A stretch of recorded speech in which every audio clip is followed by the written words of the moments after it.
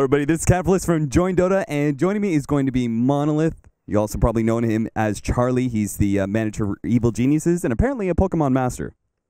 Yes, I am.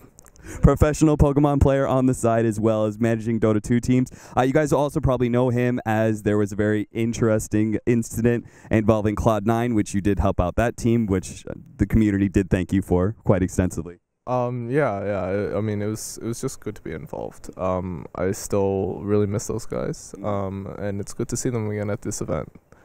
So going back, we already had obviously a conversation last night, so this is cheating a little bit. But can you tell us a little bit about your history coming into, because nobody really knows, like, how do you become a manager of a Dota 2 team?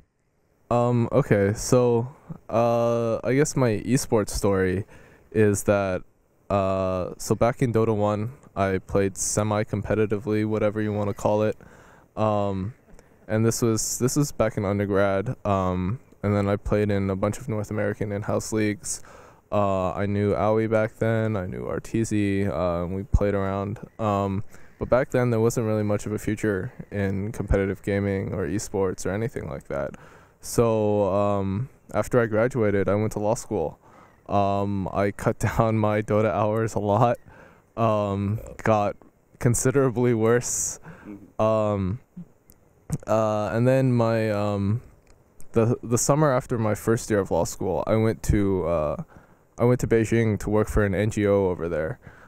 They did stuff with like landless farmers or like rural peasants over there, and there's a lot of work with like takings, eminent domain and stuff like that. And I got to go down and see the villages, see how those people live, the hardships they went through.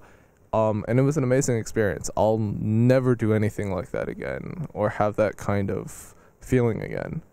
But I think the thing I took away most from Beijing was actually sitting in my apartment, watching the stream for MLG Columbus, and that was their year where they had like record numbers, record attendance, record viewership. It was insane. I remember watching the stream, looking at the crowd, thinking to myself, I should be there right now. And so when I came back, I stopped looking for traditional legal jobs.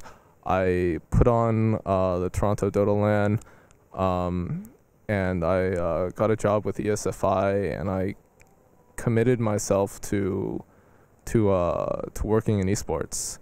And then at the end of that year, Aoi 2000 asked me to be the manager for Pot and Bottom. I said yes, got him sponsored with Dignitas, and I guess the rest is sort of history.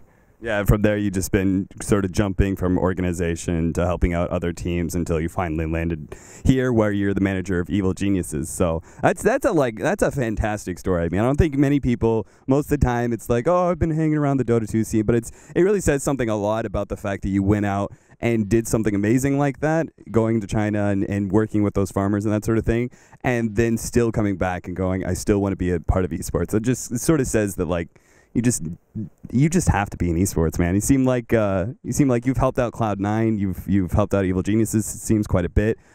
Going in, just talking about EG a little bit, like the personality of some of your players. Do you have a hard time dealing with, because it seems like Arteezy, Mason, you got so many characters in there. It seems like it would be quite the struggle to be able to corral them as a team. Yeah. Yeah, the short answer is yeah. What's the dynamic for each player? Well, I don't want to be their, so I don't want to be so much a handler, or and I dislike the word corral. I mean, I think part of it is, like, part of doing your job well and working with the players well is they're not just assets, they're also people. And they're going to perform the best, and they're going to be the happiest playing and with your organization when you let them be who they are, within reason. So a lot of it is more guiding rather than corralling. A lot of it is more, I don't think I've given out a single fine, while I've been here. and it's something I hate to do because, I mean, what's the point of finding a player when it's easier to explain to them why they shouldn't do something, and they're smart, intelligent people, and they'll understand like the certain motivations, and so it is a challenge. They do have a lot of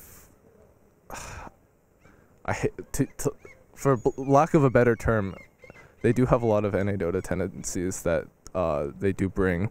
And it's not something I want to stifle either, because that's who they are. That's where they've come from. That's what has made them the players that they are today. But some of those things need to be, I guess. Hey, they have certain eccentricities. They maybe speak out a little bit, just a little bit extra, but... Yeah, and I'm okay with them being who they are.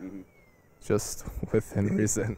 Well, it's very obvious you care a lot about your players, and you do value them as people and who they are, and it's very obvious that you don't want to, keep that in place and make them all politically correct. If that's probably the best possible thing. That's probably the exact opposite of what NA Dota is often most known for.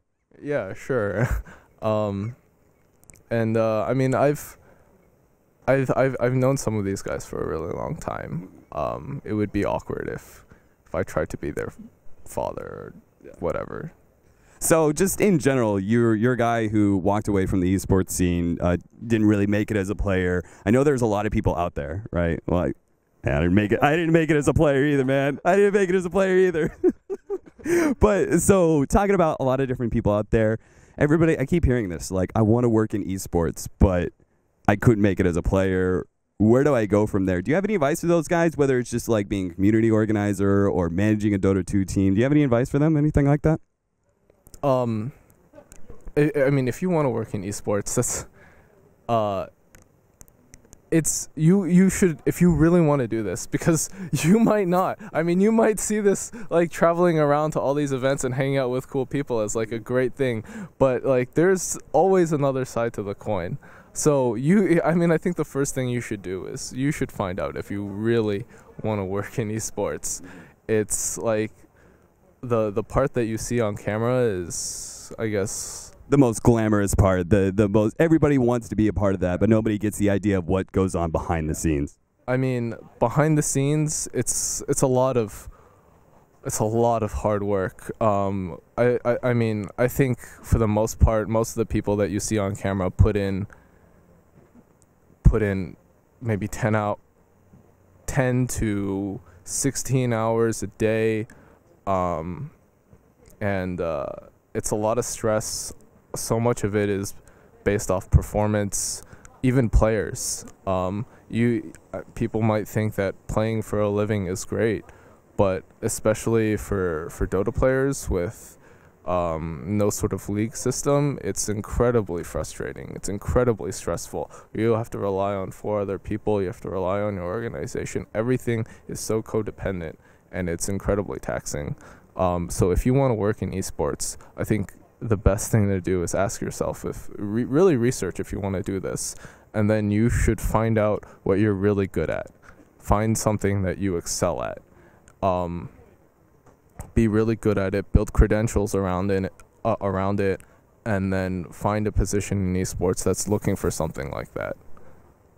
All right, man. Well, thanks so much for taking the time and having this conversation with us, and appreciate it. Wish you good luck with your team and everything else in the future going into 4th International. So thanks for taking the time. Do you have any shout-outs, anything like that? Shout out to Evil Geniuses, all its sponsors. What the Random B just came and attacked Charlie.